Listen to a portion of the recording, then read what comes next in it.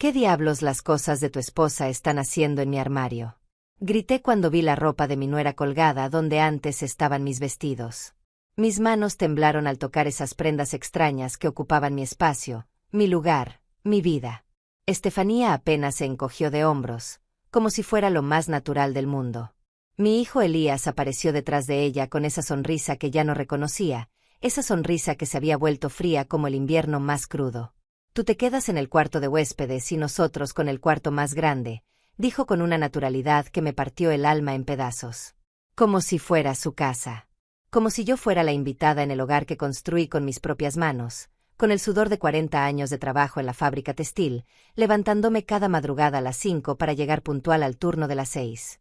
Me quedé ahí parada, con 73 años a cuestas, viendo cómo mi propia sangre me convertía en una extraña en mi propio hogar.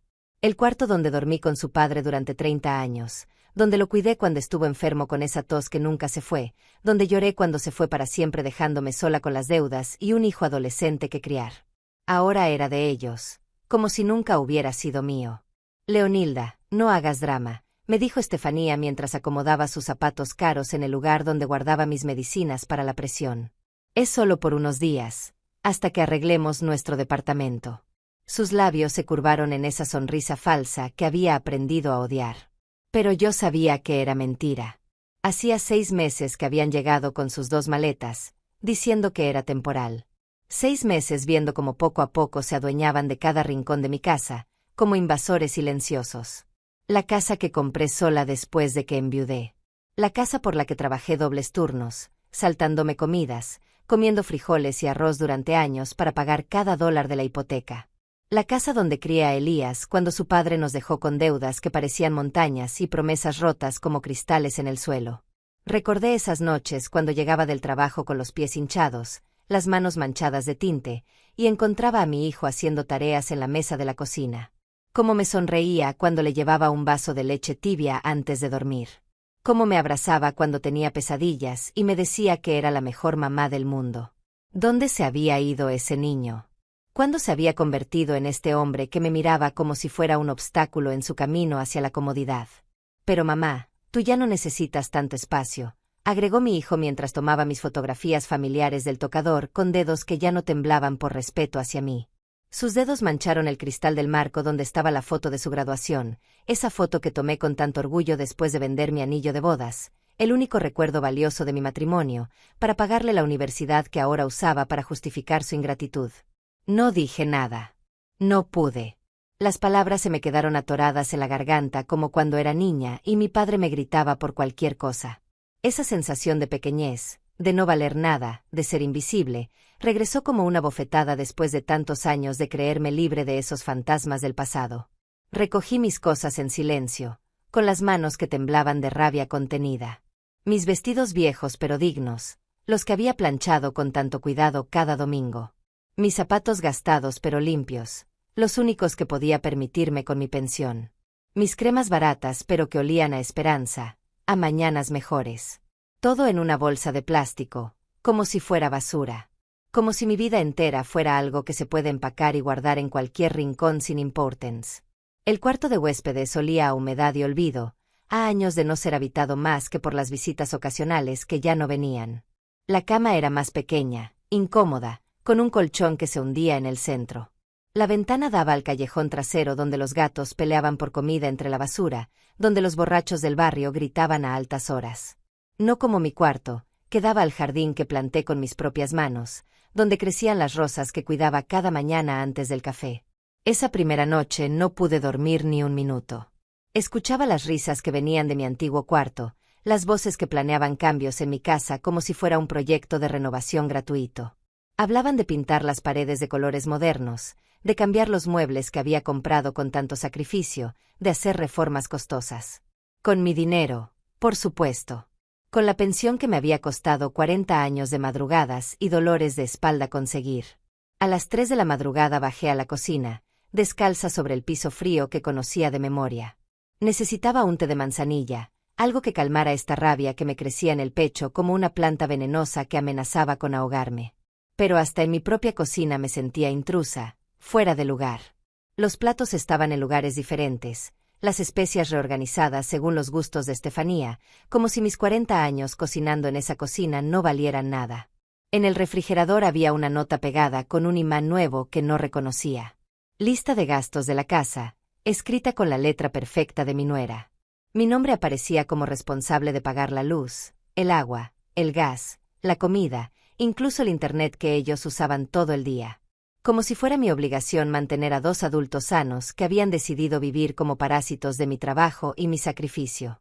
Esa madrugada, sentada en mi cocina convertida en territorio ajeno, con el té amargo entre mis manos arrugadas, tomé una decisión que cambiaría todo. No iba a ser la anciana invisible que se deja pisotear por su propia familia. No iba a ser el fantasma de mi propia vida, vagando por los rincones de una casa que construí con lágrimas y sudor. 63 años tenía cuando enviudé, cuando el mundo me dijo que ya no servía para nada. 10 años siendo independiente, fuerte, dueña de mi destino, demostrándole a todos que una mujer sola puede salir adelante. No iba a permitir que me convirtieran en una carga, en un obstáculo, en algo que se puede mover de un lado a otro según la conveniencia de otros. La dignidad no se negocia, me había dicho mi madre antes de morir. Y yo había perdido la mía esa tarde, cuando permití que me echaran de mi propio cuarto como a un perro viejo que ya no sirve para nada. Pero las cosas iban a cambiar. Oh sí, las cosas iban a cambiar muy pronto, y de una manera que ninguno de ellos esperaba. 40 años trabajé en esa fábrica textil. 40 años levantándome antes del amanecer, cuando la ciudad aún dormía y las calles estaban vacías como promesas rotas. Mis manos conocían cada máquina, cada sonido, cada vibración de esas agujas que cosían sueños ajenos mientras los míos se deshacían como hilos viejos. Tenía 18 años cuando entré por primera vez a esa fábrica.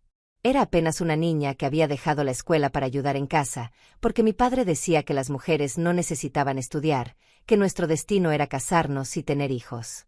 Pero la vida tiene formas crueles de reírse de nuestros planes. Me casé con Roberto cuando tenía 20 años. Era un hombre bueno, trabajador, que me prometió una casa propia y una vida mejor. Por 5 años fuimos felices, o al menos yo creía que lo éramos. Hasta que llegó Elías, mi pequeño milagro que cambió todo. Roberto comenzó a beber después del nacimiento de nuestro hijo, como si la responsabilidad de ser padre fuera una carga demasiado pesada para sus hombros débiles. Las noches se volvieron largas y silenciosas. Roberto llegaba tarde, oliendo alcohol y excusas baratas. Yo fingía dormir mientras él se tambaleaba por la casa, derribando muebles, maldiciendo su suerte. Por las mañanas, cuando se iba a trabajar, yo limpiaba los vidrios rotos y las manchas de cerveza, como si pudiera borrar también la vergüenza que sentía por dentro. Cuando Elías tenía 5 años, Roberto se fue una mañana y nunca regresó. Dejó una nota sobre la mesa de la cocina, junto a las facturas sin pagar y las promesas incumplidas. No puedo más con esta vida, decía la nota. Cuida bien al niño. Como si yo no hubiera estado cuidándolo sola desde que nació. Me quedé con un hijo pequeño, una casa alquilada que no podía pagar, y un trabajo en la fábrica que apenas alcanzaba para sobrevivir. Las noches se volvieron aún más largas, llenas de cuentas por pagar y decisiones que una mujer de 25 años no debería tomar sola. Pero no me rendí. Nunca me rendí. Tomé turnos dobles en la fábrica, trabajé los fines de semana, acepté trabajos extras cosiendo ropa en casa después de mis 8 horas de turno. Mis dedos sangraban de tanto coser. Mis ojos ardían bajo la luz amarillenta de la lámpara vieja, pero seguía adelante porque tenía una razón para hacerlo, mi hijo.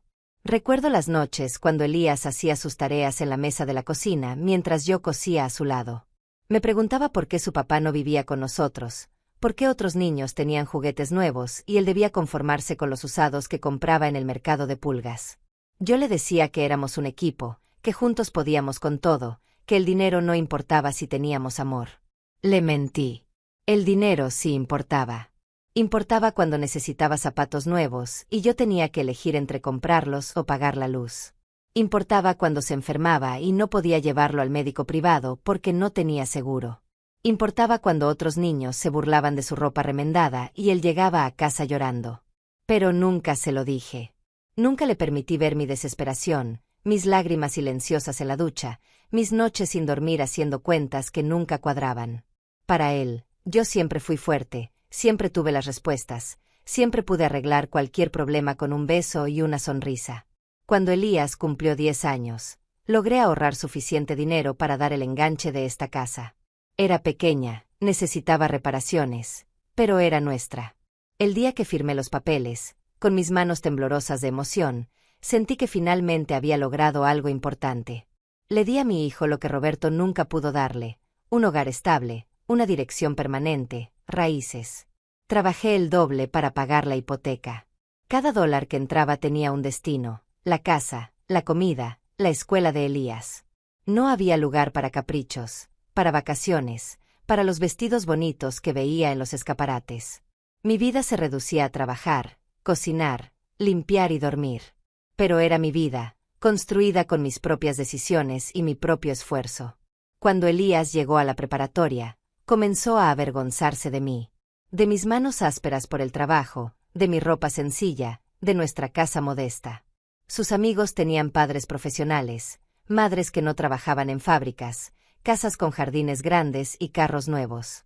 Yo era un recordatorio constante de lo que él no tenía, de la vida que consideraba inferior. Pero siguió siendo mi niño cuando necesitaba algo. Cuando quería ir a excursiones escolares, cuando necesitaba dinero para libros, cuando soñaba con ir a la universidad. Entonces volvía a ser el niño que me abrazaba y me decía que era la mejor mamá del mundo. Entonces yo vendía mis pocas joyas, trabajaba horas extras, me saltaba comidas para darle lo que pedía. La universidad fue mi mayor sacrificio. Elías quería estudiar administración en una universidad privada, cara, prestigiosa. Mamá, es mi futuro, me decía con esos ojos que había heredado de su padre. Si no estudio ahí, nunca voy a conseguir un buen trabajo. Y yo, tonta de mí, le creí. Vendí mi anillo de bodas, el único recuerdo valioso de mi matrimonio. Pedí préstamos que sabía que me costaría años pagar. Trabajé 3 trabajos diferentes: la fábrica de día, limpiando oficinas de noche y cosiendo ropa los fines de semana. Dormía 4 horas por noche, vivía a base de café y determinación. Pero lo logré. Mi hijo se graduó con honores, consiguió un trabajo bien pagado, se casó con una mujer de buena familia. Yo pensé que finalmente había llegado mi recompensa, que los años de sacrificio habían valido la pena. Pensé que tendría una vejez tranquila, rodeada del cariño de mi hijo agradecido. ¡Qué tonta fui! ¡Qué ingenua y tonta! El Elías que se graduó ya no era mi niño. Era un hombre que se avergonzaba de sus orígenes, que prefería no mencionar cómo había pagado sus estudios, que visitaba mi casa cada vez menos. Su esposa Estefanía nunca ocultó que me consideraba una campesina ignorante, aunque fuera demasiado educada para decirlo directamente. Durante años viví sola en esta casa, la casa que había comprado para él, que había llenado de recuerdos y esperanzas. Elías venía los domingos, si acaso, siempre con prisa, siempre con una excusa para irse temprano. Estefanía sonreía con cortesía forzada y miraba mi humilde hogar como si fuera contagioso. Hasta hace 6 meses, cuando llegaron con sus maletas y sus problemas económicos. El trabajo bien pagado había terminado, el departamento caro ya no podían pagarlo, las tarjetas de crédito estaban al límite. Necesitaban un lugar donde quedarse, temporalmente, por supuesto. Y yo, con el corazón lleno de esperanza, pensé que finalmente tendría de vuelta a mi hijo. Que podríamos recuperar el tiempo perdido, que me demostraría el agradecimiento que había estado esperando todos estos años. Pero en lugar de gratitud, encontré desprecio. En lugar de respeto, encontré invasión. En lugar del hijo que había criado con amor, encontré a un extraño que me trataba como si le debiera algo, como si mantenerlo fuera mi obligación y no su vergüenza. Ahora, sentada en este cuarto de huéspedes que olía a humedad, recordaba cada sacrificio, cada noche sin dormir, cada dólar que había gastado en su futuro. Y me preguntaba si había valido la pena crear a un monstruo tan hermoso y tan cruel. La mañana siguiente desperté antes del amanecer, como había hecho durante 40 años. Pero esta vez no fue por obligación, sino por una extraña sensación de propósito que no había sentido en meses. Mientras la casa dormía en silencio, me vestí con mi mejor vestido, el negro que había comprado para el funeral de Roberto y que guardaba para ocasiones especiales. Hoy era una ocasión especial, aunque ellos aún no lo sabían. Preparé café en silencio, sin encender las luces de la cocina. El aroma familiar me tranquilizó mientras organizaba mis pensamientos como si fueran hilos en una máquina de coser. Cada acción que tomaría hoy tenía que ser precisa, calculada, definitiva. A las 7 en punto, Elías bajó a desayunar como siempre, esperando encontrar su café servido y su desayuno preparado. Se detuvo en seco cuando me vio sentada a la mesa, completamente vestida y arreglada, bebiendo mi café con calma. ¿Ya te vas a trabajar, mamá?, preguntó con esa voz somnolienta que me recordaba al niño que había sido. Pero ya no había ternura en esa pregunta, solo la expectativa de que siguiera siendo su sirvienta gratuita. Ya no trabajo, hijo. Me jubilé hace 5 años. ¿Recuerdas? Le respondí con una sonrisa que no llegaba a mis ojos. Hoy tengo algunas diligencias que hacer. Cosas importantes. Estefanía apareció envuelta en la bata que había encontrado en mi armario, como si fuera suya. Sus ojos se entrecerraron al verme arreglada tan temprano. Había algo en mi actitud que la ponía nerviosa, aunque no supiera exactamente qué. ¿Qué tipo de diligencias?, preguntó con esa desconfianza que siempre mostraba cuando yo hacía algo fuera de mi rutina de cocinera y limpiadora. Como si no tuviera derecho a tener una vida más allá de servirles. Cosas de la casa, respondí vagamente mientras terminaba mi café. Papeles que revisar, personas que ver. Ya saben cómo son estas cosas cuando uno envejece. Mentí con la naturalidad de quien ha aprendido que la verdad es un lujo que no siempre podemos permitirnos. Pero por primera vez en meses, esa mentira me dio poder en lugar de vergüenza. Después del desayuno, que preparé por última vez sin saberlo ellos, salí de la casa con mi bolso negro y mis zapatos de domingo. En el autobús, mientras veía pasar las calles que conocía de memoria, repasé mi plan. Simple, limpio, legal. Mi primera parada fue el banco donde había tenido mi cuenta durante 30 años. La señorita Lorena, la gerente que me conocía desde que era cajera, me recibió con la sonrisa profesional que reservaba para los clientes antiguos. Señora Duarte, ¿en qué podemos ayudarla hoy? Su voz era amable, pero yo detecté esa nota de condescendencia que usaban con los ancianos. Como si fuéramos niños que necesitaban que les explicaran las cosas despacio. Quiero hacer algunos cambios en mi cuenta, Lorena. Cambios importantes. Mi voz sonó más firme de lo que había esperado. La determinación había endurecido mis cuerdas vocales como el trabajo había endurecido mis manos. Durante la siguiente hora, reorganicé completamente mis finanzas. Cambié las claves de acceso, modifiqué los beneficiarios, establecí nuevas restricciones. Cada firma que puse en esos papeles era un clavo en el ataúd de la vida cómoda que Elías y Estefanía habían construido sobre mi espalda. Lorena me miraba con curiosidad mientras procesaba cada cambio. Había algo en mis decisiones que no encajaba con la imagen de la abuelita indefensa que todos esperaban que fuera. Pero el dinero era mío, ganado con mis propias manos, y tenía derecho a hacer con él lo que considerara necesario. ¿Está segura de todos estos cambios, señora Duarte?, preguntó cuando terminamos. Es muy radical cambiar todo de una vez. Completamente segura, respondí mientras guardaba los papeles nuevos en mi bolso. A los 73 años, una aprende que no hay tiempo para las dudas. Mi segunda parada fue la notaría del señor Arturo Rocha, un hombre serio que había manejado mis documentos legales durante años. Su oficina olía a papel viejo y decisiones importantes, un aroma que me tranquilizó inmediatamente. Señora Duarte, qué gusto verla. ¿Cómo está su hijo? Siempre preguntaba por Elías, recordando los años cuando yo venía a firmar papeles relacionados con sus estudios, sus préstamos, sus necesidades. Muy bien, gracias. Pero hoy vengo por otros asuntos. Necesito revisar algunos documentos de mi propiedad. Mi testamento específicamente. El notario abrió mis archivos con la eficiencia de quien ha manejado las vidas de familias enteras durante décadas. Mientras revisábamos cada página, cada cláusula, yo sentía cómo recuperaba el control sobre mi propia existencia. ¿Quiere hacer algún cambio específico?, preguntó mientras señalaba las secciones donde Elías aparecía como único heredero de la casa, del dinero, de todo lo que había construido con mi vida. Algunos cambios, sí. Cambios que reflejen mejor mis intenciones actuales.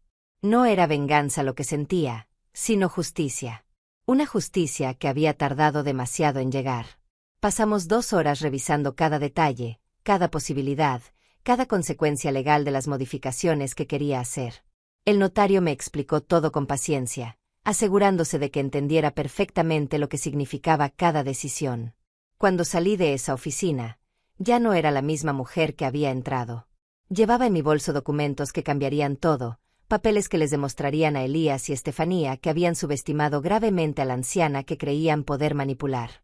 De regreso a casa en el autobús de la tarde, observé mi reflejo en la ventana. Por primera vez en meses, reconocí a la mujer que me devolvía la mirada. Era la misma que había criado sola a un hijo, que había trabajado dobles turnos para comprar una casa, que había sobrevivido a un matrimonio roto y había salido adelante con dignidad.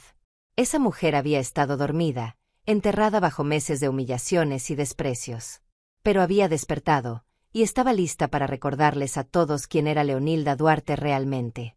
Cuando llegué a casa, encontré a Elías y Estefanía viendo televisión en mi sala, comiendo con mis platos, usando mi electricidad como si fuera un derecho adquirido.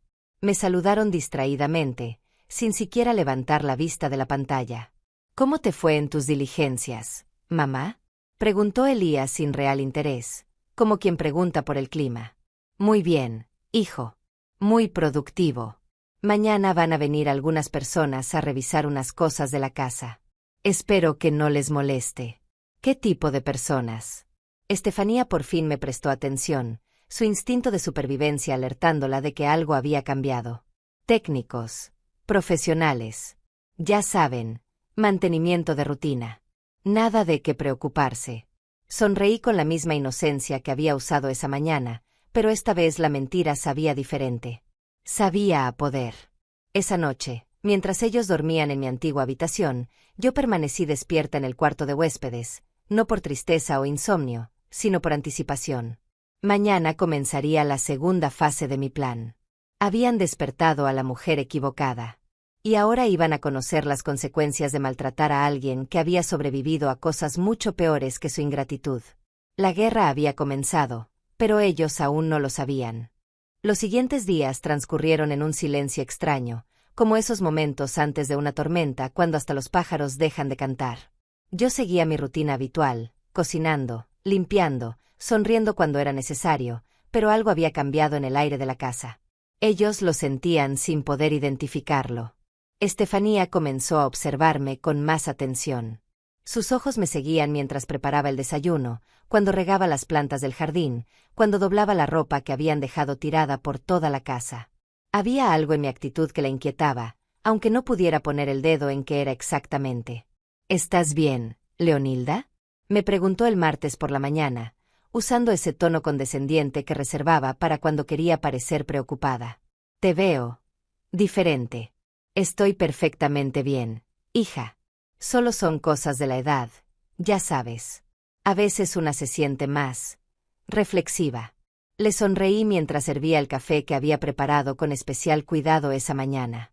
«Todo está muy bien. Pero nada estaba como antes». El miércoles llegó el primer visitante que había anunciado. Un hombre joven con maletín y papeles, que se presentó como representante de la compañía eléctrica.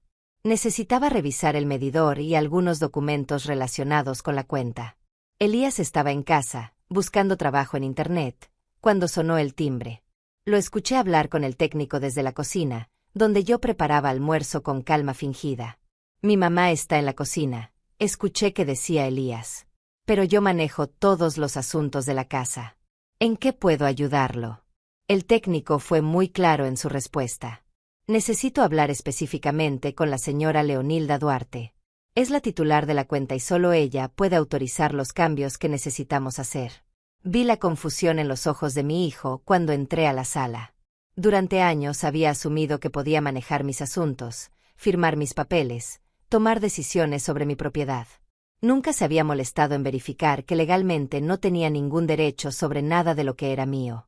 «Buenos días, señora Duarte», me saludó el técnico con respeto profesional.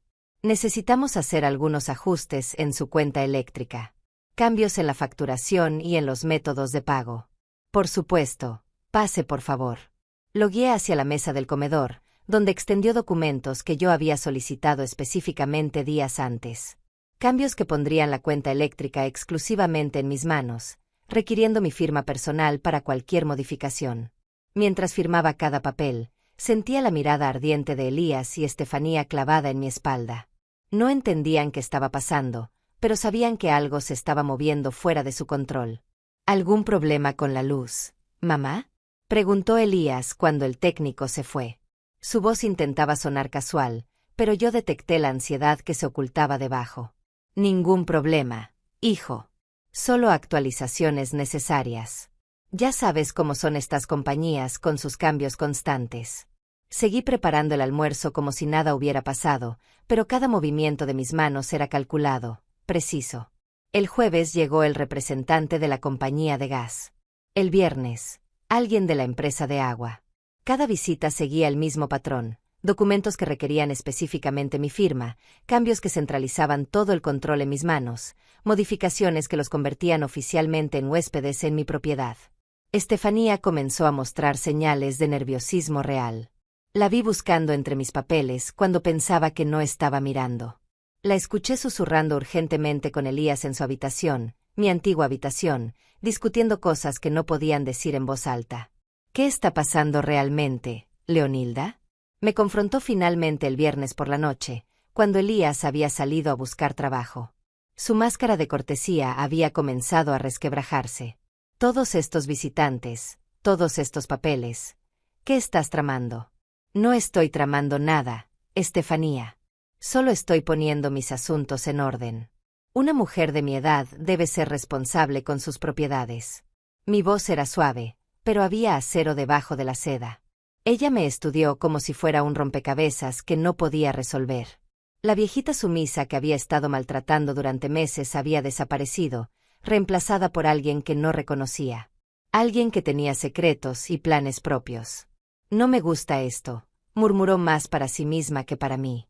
No me gusta nada de esto. Lo siento que te sientas así, respondí mientras recogía los platos de la cena. Pero esta es mi casa, y yo decido cómo manejar mis asuntos. Fue la primera vez en meses que había pronunciado esas palabras. Mi casa. El efecto fue inmediato. Estefanía se puso rígida, sus ojos brillaron con una mezcla de rabia y miedo. Finalmente estaba entendiendo que el juego había cambiado. Cuando Elías regresó esa noche, lo encontré esperándolo en la sala. Había llegado el momento de la primera conversación real que tendríamos en meses. Ya no podía seguir posponiendo lo inevitable. Necesitamos hablar, hijo. Siéntate, por favor. Mi tono no admitía discusión. Era la misma voz que había usado cuando él era niño y había hecho algo que requería una conversación seria. ¿De qué quieres hablar, mamá? Su defensividad era evidente. Sabía que se acercaba una confrontación que había estado evitando. De esta situación. De lo que está pasando en esta casa. De los cambios que van a venir. Mantuve mis manos quietas en mi regazo, pero mi voz se mantuvo firme. ¿Qué cambios? ¿De qué hablas? Pero sus ojos ya lo sabían. Los hijos siempre saben cuando han ido demasiado lejos, cuando han empujado a sus padres más allá del límite de la paciencia. Hablo de respeto, Elías. De gratitud. De recordar quién sacrificó todo para que tuvieras la vida que tienes ahora. Las palabras salieron con calma, pero cada una pesaba como una piedra. Mamá, no sé de qué hablas. Nosotros te respetamos. Su voz se desvaneció cuando vio mi expresión. Mentir se había vuelto tan natural para el que ya ni siquiera se daba cuenta de cuando lo hacía. ¿Me respetan? ¿Echarme de mi propia habitación es respeto? ¿Tratarme como sirvienta en mi propia casa es respeto? ¿Usar mi dinero sin pedir permiso es respeto? Mi voz subió ligeramente, pero mantuve el control. El silencio que siguió fue denso, cargado de todas las verdades que habíamos estado evitando. Estefanía apareció en las escaleras. Claramente había estado escuchando, lista para defender su territorio. Es temporal, mamá. Ya te dijimos que es temporal. La voz de Elías sonaba hueca, incluso para él mismo. 6 meses no es temporal, hijo. 6 meses de tratarme como un fantasma en mi propia casa no es temporal. Mi corazón latía fuerte, pero mi determinación era más fuerte. Esa noche, después de que se fueron a dormir, yo me quedé despierta en el cuarto de huéspedes, no por tristeza sino por anticipación. Los documentos en mi bolso eran como armas cargadas, esperando el momento perfecto para ser usadas. Habían tenido su oportunidad de tratarme con dignidad. Habían elegido el desprecio. Ahora iban a aprender que despertar a la mujer equivocada tiene consecuencias que nunca imaginaron. El lunes llegaría la fase más importante de mi plan. Y para entonces, ya sería demasiado tarde para que cambiaran de opinión. El lunes por la mañana desperté con una claridad mental que no había sentido en años. Era como si todas las piezas de mi vida finalmente hubieran encontrado su lugar correcto. Mientras me vestía con mi mejor ropa, escuchaba los ruidos familiares de Elías y Estefanía despertando en mi antigua habitación, ajenos a lo que este día les traería. A las 9 en punto sonó el timbre. Yo estaba esperando con mi bolso en la mano, completamente preparada. Elías abrió la puerta y se encontró con un hombre mayor, elegantemente vestido, que llevaba un maletín de cuero gastado y una expresión seria que hablaba de décadas manejando asuntos legales importantes. Buenos días. Busco a la señora Leonilda Duarte. Soy el licenciado Leonardo Nava, su abogado. Tenemos una cita programada. Las palabras cayeron sobre mi hijo como agua fría. ¿Abogado? ¿Desde cuándo mi madre tenía abogado? Sus ojos se movieron rápidamente entre el licenciado y yo, buscando una explicación que yo no estaba dispuesta a darle todavía. Buenos días, licenciado Nava. Lo estaba esperando. Mi voz sonó tranquila, profesional, como si tener reuniones con abogados fuera parte de mi rutina semanal. Pasemos a la sala, por favor. Estefanía apareció en las escaleras, envuelta en mi bata, con el cabello despeinado y los ojos hinchados de sueño. Pero se despertó completamente cuando vio al abogado instalándose en nuestra sala como si fuera su oficina. ¿Qué está pasando aquí?, preguntó con esa voz aguda que usaba cuando las cosas no iban según sus planes. ¿Quién es esta persona? El licenciado Nava me miró pidiendo permiso para hablar. Yo asentí levemente, disfrutando del poder de controlar la información por primera vez en meses. Soy el representante legal de la señora Duarte. Estamos aquí para discutir algunos asuntos importantes relacionados con esta propiedad y otros temas legales. Su tono era formal, pero firme. Un profesional acostumbrado a manejar situaciones delicadas. ¿Qué tipo de asuntos legales? Elías se había acercado, intentando proyectar autoridad, pero su voz traicionaba su nerviosismo. Durante años había asumido que conocía todos mis asuntos, que tenía control sobre mi vida. Ahora se daba cuenta de que había estado viviendo en una ilusión. Asuntos relacionados con mi testamento, mi propiedad, mis finanzas. Cosas que una mujer de mi edad debe tener en orden. Mantuve mi voz neutra, como si estuviéramos discutiendo el clima. El licenciado abrió su maletín con movimientos precisos y sacó una carpeta gruesa llena de documentos. Durante la siguiente hora, revisamos cada detalle de mi nueva situación legal. Los cambios que había hecho, las protecciones que había establecido, las consecuencias de cada decisión. Elías y Estefanía se sentaron en el sofá como espectadores en su propio juicio, escuchando mientras su mundo cómodo se desmoronaba documento por documento. Cada página que el abogado explicaba era otro clavo en el ataúd de la vida parasitaria que habían construido sobre mi trabajo.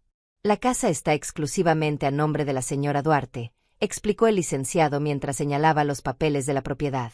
Cualquier cambio, venta o transferencia requiere únicamente su autorización.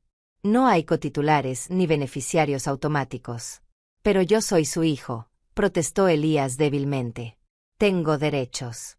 Legalmente, usted es un adulto independiente sin derechos automáticos sobre la propiedad de su madre. Su residencia aquí depende completamente del consentimiento de la propietaria. El abogado habló sin emoción, exponiendo hechos legales como si fueran el pronóstico del tiempo. Vi cómo el rostro de Estefanía se puso pálido mientras comprendía las implicaciones. Habían estado viviendo bajo la ilusión de que esta casa era parcialmente suya, que tenían algún derecho adquirido por ser familia. La realidad legal era muy diferente. En cuanto a las finanzas, continuó el licenciado, la señora Duarte ha establecido nuevos controles sobre todas sus cuentas.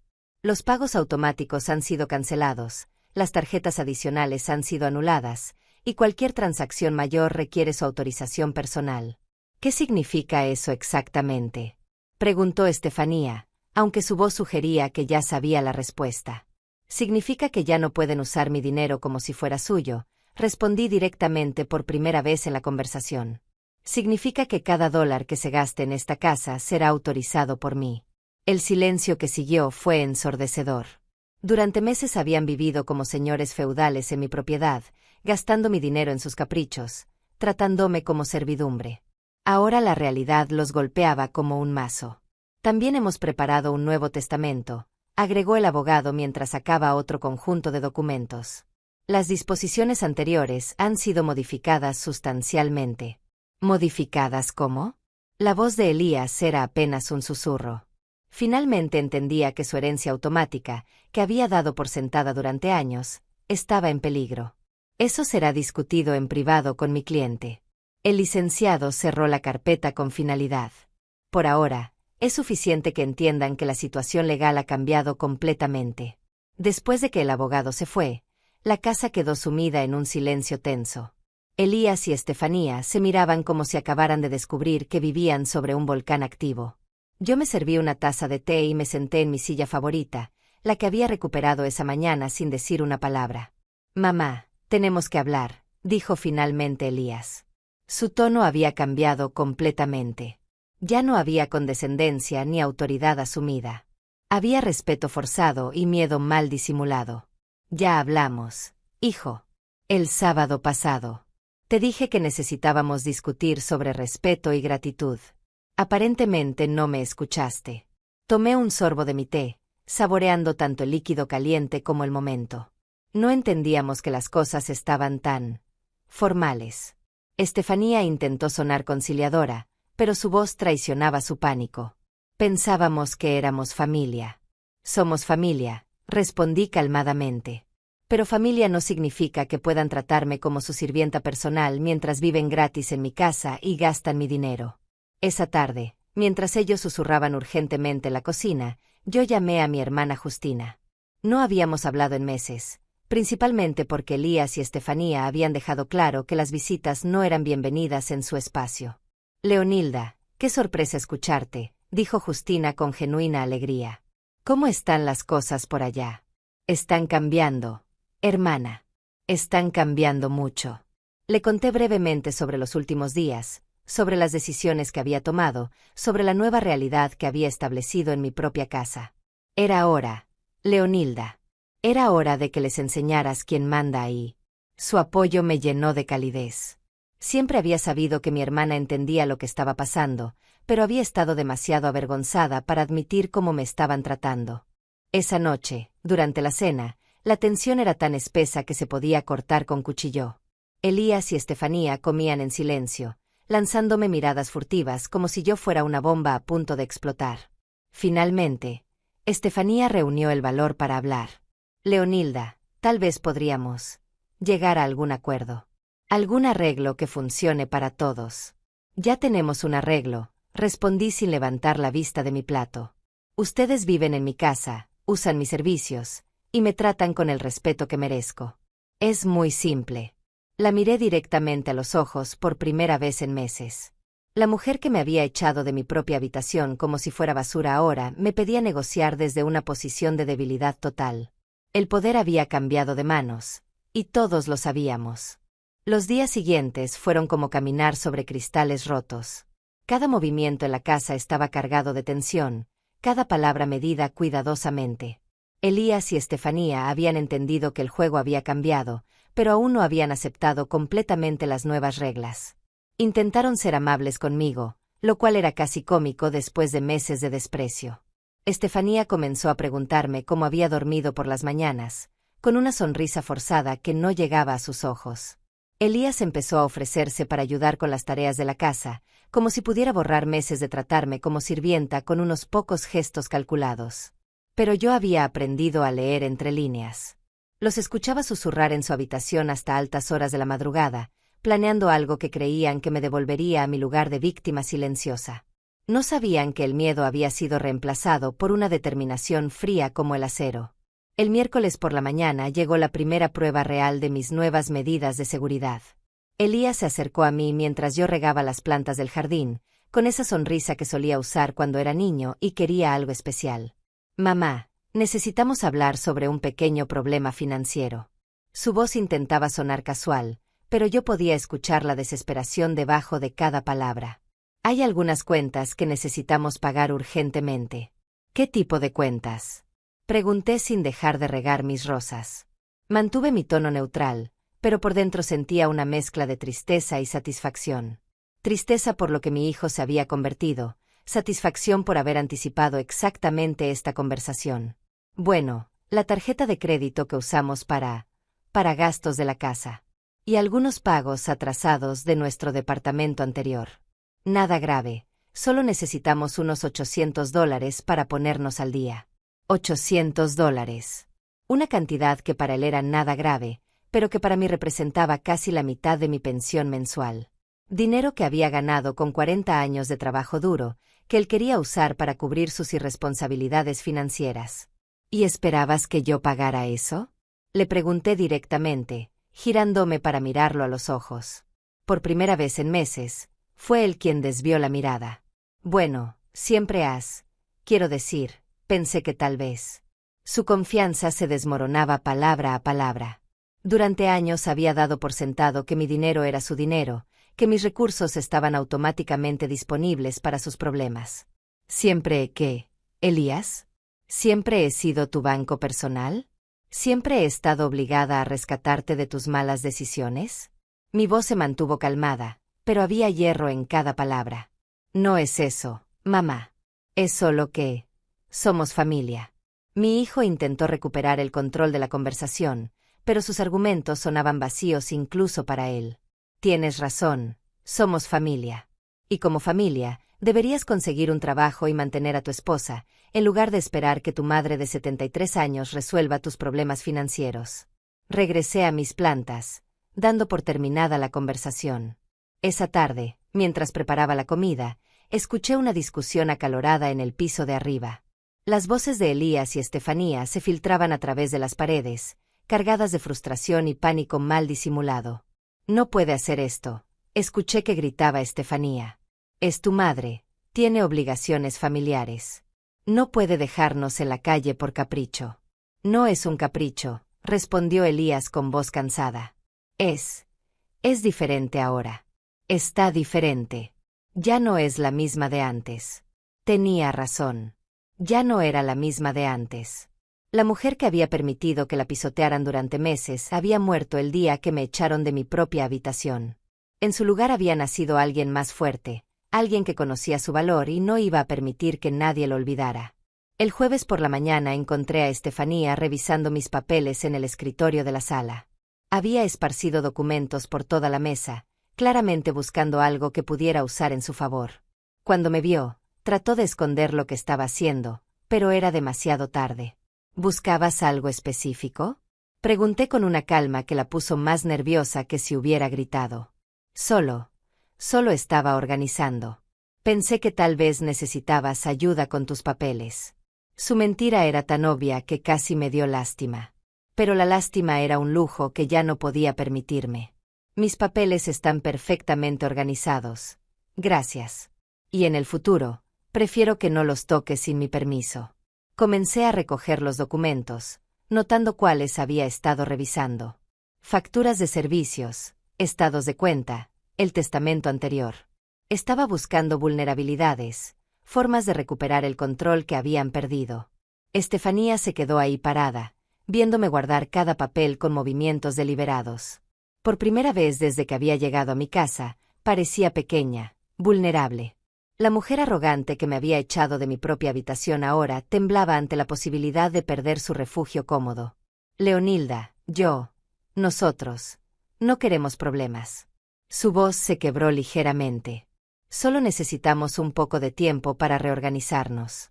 Han tenido 6 meses de tiempo, Estefanía. 6 meses viviendo gratis mientras yo pagaba todo. ¿Qué han hecho con ese tiempo además de tratarme como su empleada doméstica? Mi pregunta quedó flotando en el aire como humo tóxico. El viernes llegó el momento que había estado esperando. El licenciado Nava volvió, esta vez con documentos finales que requerían mi firma. Documentos que establecerían de manera definitiva e irrevocable mi autoridad sobre cada aspecto de mi propiedad. Elías y Estefanía observaron desde las escaleras mientras yo firmaba papel tras papel. Cada firma era como un candado más en la puerta de su mundo cómodo. Cada rúbrica eliminaba a otra de sus fantasías sobre derechos que nunca habían tenido. Esto completa el proceso, señora Duarte, dijo el abogado mientras guardaba los documentos en su maletín. Sus instrucciones han sido ejecutadas completamente. Ahora tiene control total sobre su situación. Gracias, licenciado. No sabe cuánto significa esto para mí. Y era verdad. Por primera vez en meses, me sentía dueña de mi propia vida otra vez. Después de que el abogado se fue, la casa quedó sumida en un silencio pesado. Elías bajó lentamente las escaleras, como un hombre caminando hacia su propia ejecución. Mamá, necesitamos encontrar una solución. Su voz había perdido toda su arrogancia anterior. Ya no era el hombre que me había echado de mi habitación con tanta frialdad. Era un niño asustado que finalmente entendía que había ido demasiado lejos. La solución es simple, hijo. Consigues trabajo, tratas a tu madre con respeto, y contribuyes económicamente a esta casa. O te vas y vives tu vida como el adulto independiente que se supone que eres. Pero no tenemos a dónde ir, susurró Estefanía desde las escaleras. Deberían haber pensado en eso antes de tratarme como si fuera invisible en mi propia casa. Mi respuesta fue fría, pero justa. Habían tenido múltiples oportunidades de cambiar su comportamiento. Habían elegido el desprecio. Esa noche, mientras cenábamos en silencio, pude ver cómo procesaban su nueva realidad. El mundo cómodo que habían construido sobre mi humillación se había derrumbado completamente. Ahora tenían que decidir si estaban dispuestos a cambiar realmente o si preferían mantener su orgullo y enfrentar las consecuencias. Pero algo me decía que aún no habían tocado fondo. Que harían un último intento desesperado por recuperar el control que habían perdido. Y yo estaría lista para ellos. El fin de semana pasó en una calma tensa, como esos momentos antes de que estalle una tormenta eléctrica. Elías y Estefanía habían dejado de intentar convencerme con palabras dulces y sonrisas falsas. Ahora me observaban con una mezcla de resentimiento y cálculo que me ponía en alerta. Conocía esa mirada. Era la misma que había visto en los ojos de mi exesposo antes de que decidiera abandonarnos. El lunes por la mañana, mientras preparaba mi desayuno, escuché voces en el jardín trasero. Me asomé por la ventana y vi a Estefanía hablando por teléfono, caminando de un lado a otro como un animal enjaulado. Su voz llegaba en fragmentos a través del cristal. No puede seguir así. Necesitamos ayuda. Está actuando de manera irracional. Tal vez sea hora de considerar otras opciones. Mis manos se detuvieron sobre la taza de café. Otras opciones. Sabía exactamente a qué se refería. Durante años había escuchado historias de ancianos cuyos familiares los declaraban incompetentes, los internaban en asilos, les quitaban el control de sus bienes. Historias que siempre me habían parecido lejanas, imposibles. Ahora entendía que ninguna mujer mayor estaba a salvo de la avaricia de su propia familia. Esa tarde, mientras fingía leer en la sala, Elías recibió una visita inesperada. Un hombre mayor, elegantemente vestido, que se presentó como el doctor Esteban Loera. Psiquiatra geriátrico, según su tarjeta de presentación. Vengo a solicitud de su hijo, me explicó con esa sonrisa condescendiente que los profesionales reservan para los ancianos. Está preocupado por algunos cambios en su comportamiento reciente. ¿Qué tipo de cambios? Pregunté con voz neutra, aunque por dentro hervía de indignación. El plan era tan obvio como patético. Si no podían controlarme legalmente, intentarían declararme mentalmente incompetente. Bueno, entiendo que ha estado tomando decisiones financieras y legales inusuales. Cambios abruptos en su testamento, restricciones en sus cuentas bancarias.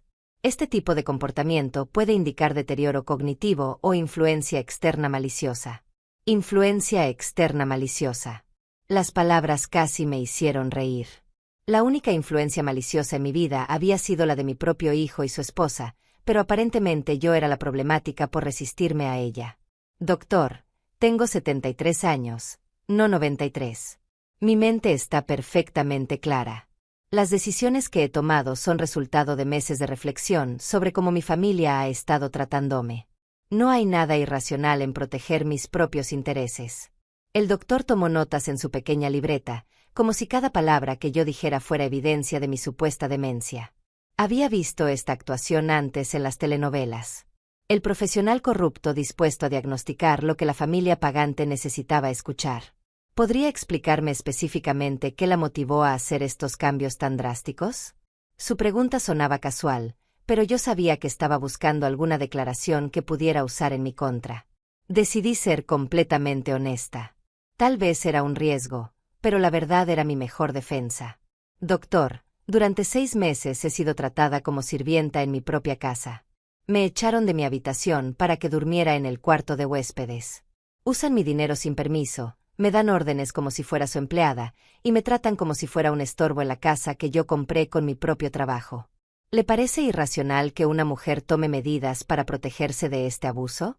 El doctor dejó de escribir. Mi respuesta había sido demasiado coherente, demasiado específica, demasiado racional para apoyar un diagnóstico de demencia. Pero no se rindió fácilmente. A veces, cuando las personas mayores se sienten aisladas o incomprendidas, pueden malinterpretar las acciones bien intencionadas de sus familiares. Su hijo me asegura que solo querían cuidarla y hacerle la vida más fácil. ¿Echarme de mi propia habitación era cuidarme? ¿Usar mi dinero sin permiso era hacerme la vida más fácil? Doctor, con todo respeto, creo que necesita hablar con otras personas antes de formar una opinión sobre mi estado mental. Le di los nombres y números de mi hermana Justina, de mi médico de cabecera, del licenciado Nava, incluso de algunos vecinos que conocían mi situación. Si quería evaluar mi competencia mental, tendría que hacer un trabajo completo, no solo escuchar la versión sesgada de mi hijo. El doctor se fue sin el diagnóstico que Elías había esperado. Pero yo sabía que esto era solo el primer round de una batalla más grande. No se rendirían tan fácilmente. Esa noche, durante la cena, la tensión era tan espesa que se podía cortar con cuchillo. Elías me miraba con una mezcla de frustración y algo que parecía sorpresa. Tal vez finalmente estaba entendiendo que la madre sumisa que había dado por sentada ya no existía. El doctor dice que estás bien, murmuró finalmente, como si le molestara admitirlo. Por supuesto que estoy bien. Siempre he estado bien. El problema nunca fue mi mente. Elías.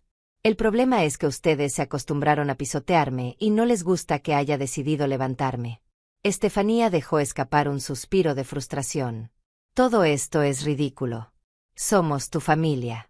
Solo queremos lo mejor para ti.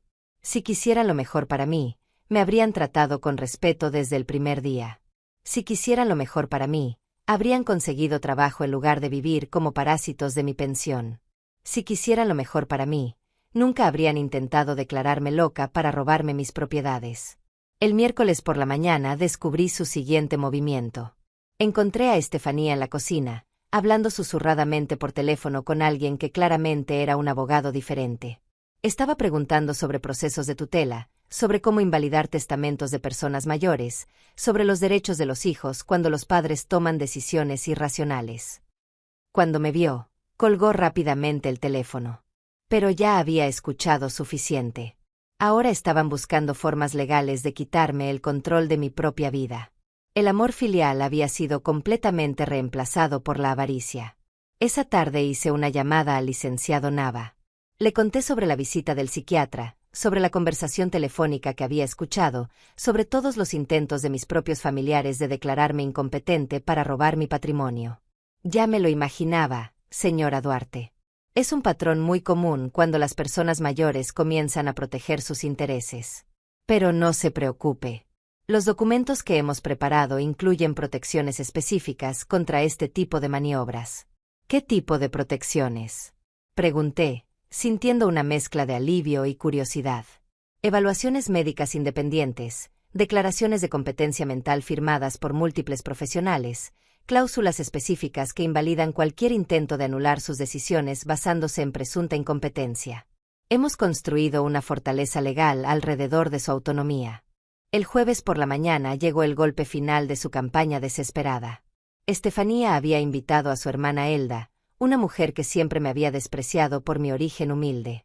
Llegó con aires de superioridad moral, como si viniera a rescatar a una anciana confundida de sus propias decisiones. Leonilda, estoy muy preocupada por ti, me dijo con esa voz melosa que usan las personas falsas. Estefanía me ha contado sobre los cambios extraños que has estado haciendo. ¿No crees que tal vez estás siendo un poco precipitada?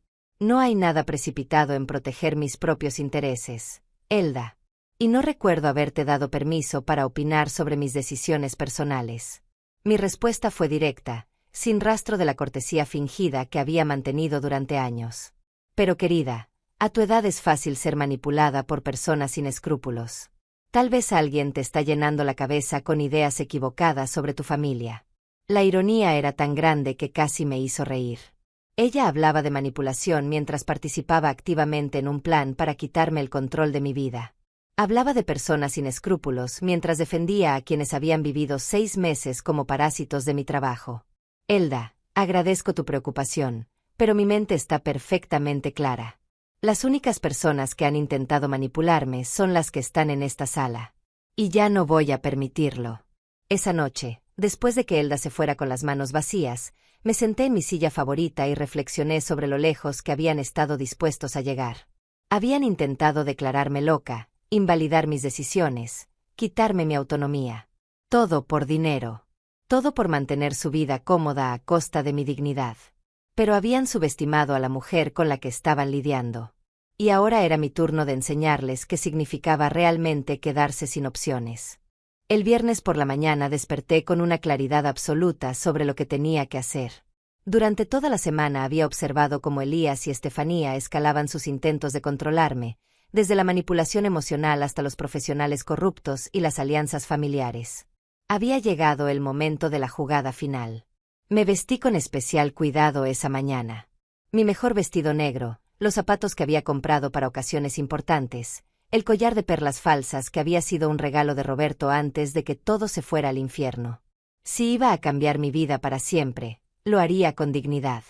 Elías y Estefanía desayunaron en silencio, lanzándome miradas nerviosas.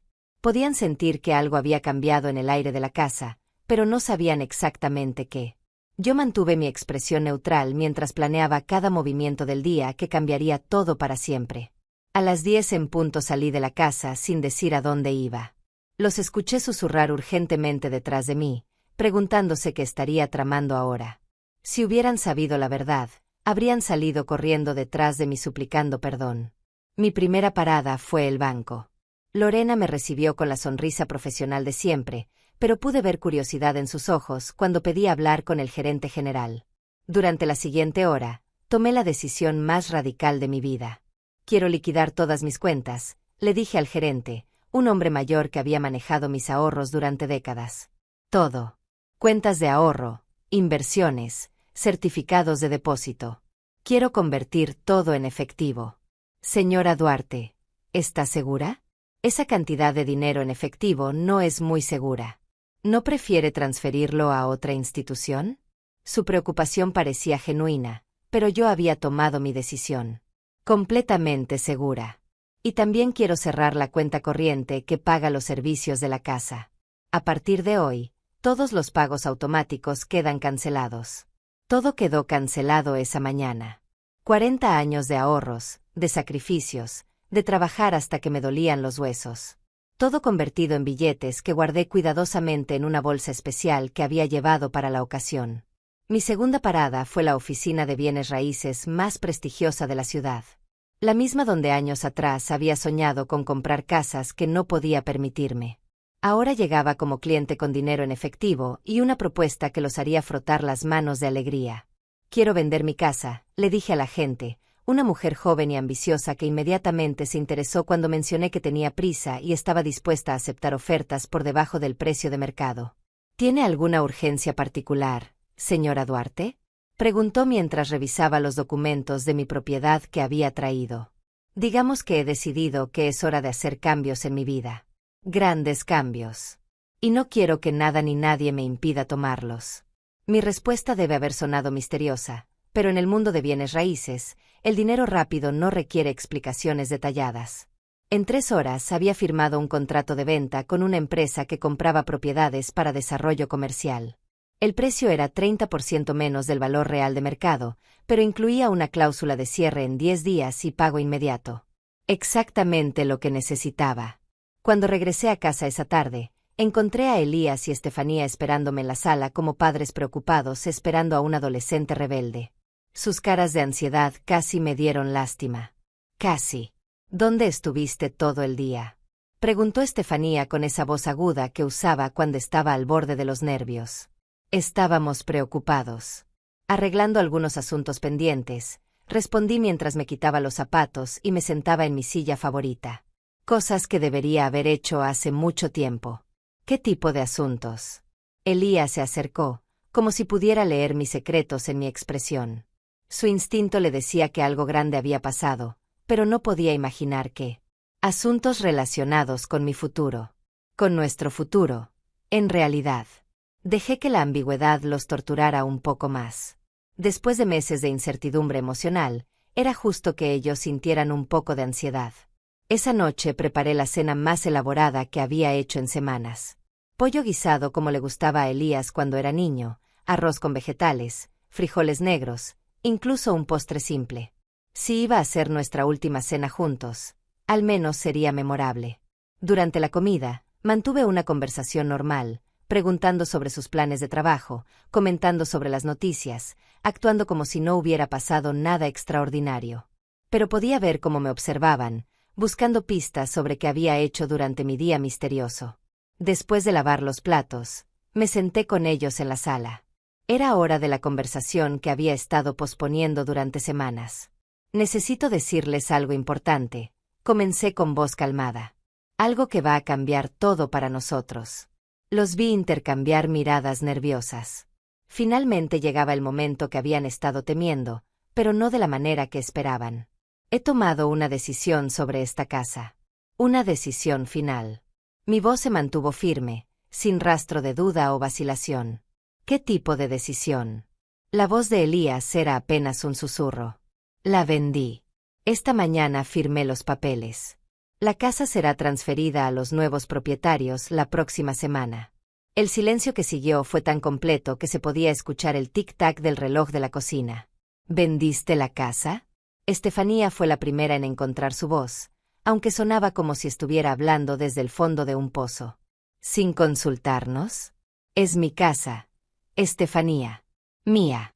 No necesito consultar con nadie para vender mi propia propiedad. La tranquilidad en mi voz contrastaba dramáticamente con el pánico que comenzaba a apoderarse de sus rostros. ¿Pero dónde vamos a vivir? Elías se había puesto pálido como un fantasma.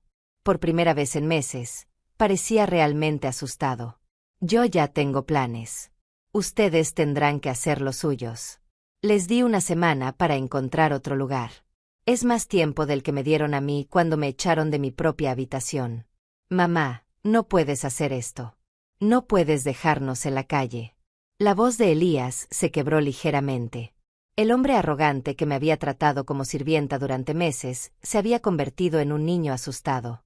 No los estoy dejando en la calle, Elías. Los estoy liberando de la carga de cuidar a una madre que aparentemente los molesta tanto. Ahora pueden vivir sus vidas sin tener que soportar a la anciana que los mantiene. ¿Y el dinero de la venta? ¿Mi herencia? Su pregunta reveló lo que realmente le importaba.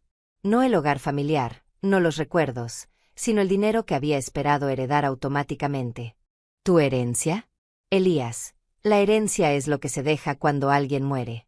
Yo estoy muy viva, y he decidido usar mi dinero para vivir la vida que me merezco. Una vida donde me traten con respeto y dignidad. Esa noche, mientras ellos susurraban desesperadamente en su habitación, haciendo llamadas telefónicas frenéticas a familiares y amigos, yo empaqué mis pocas pertenencias valiosas.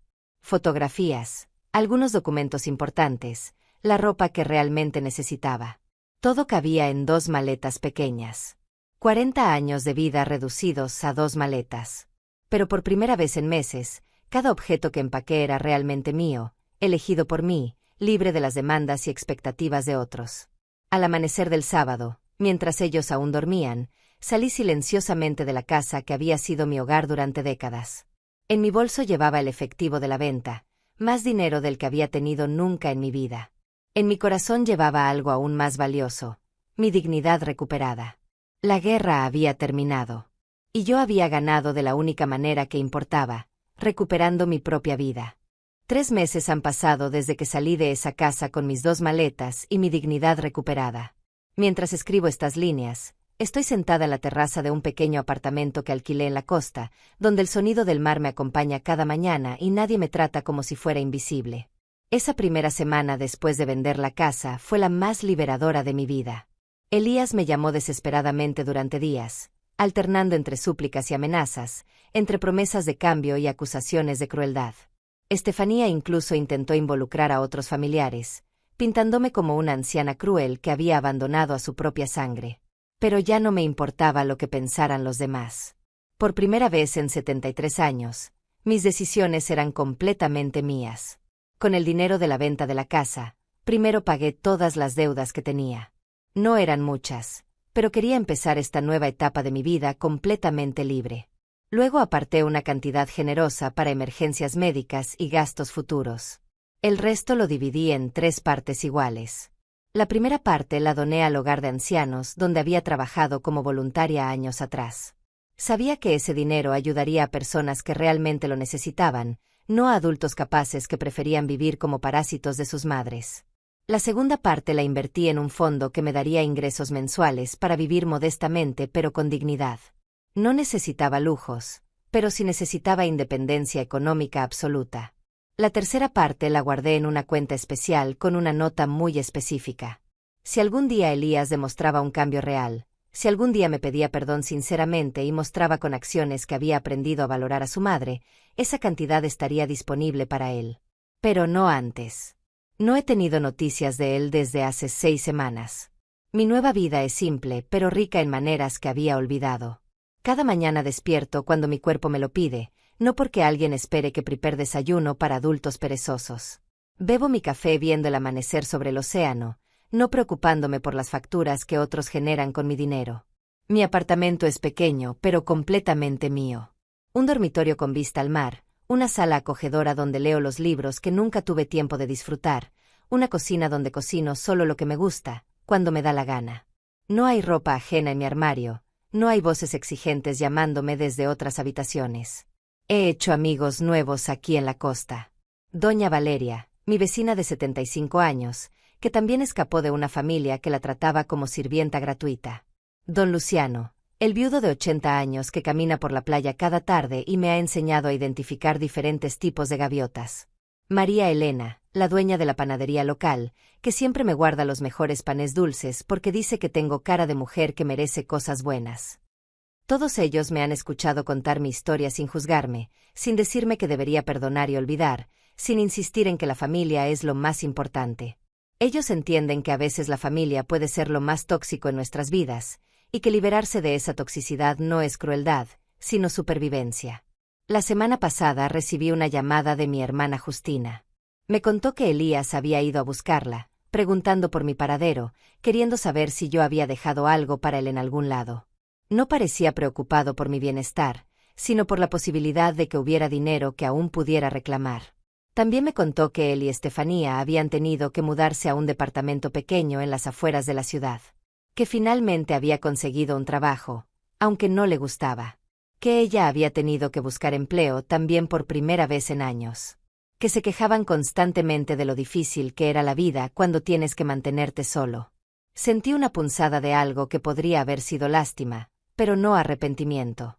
Habían tenido 6 meses de oportunidades para tratarme con respeto y dignidad.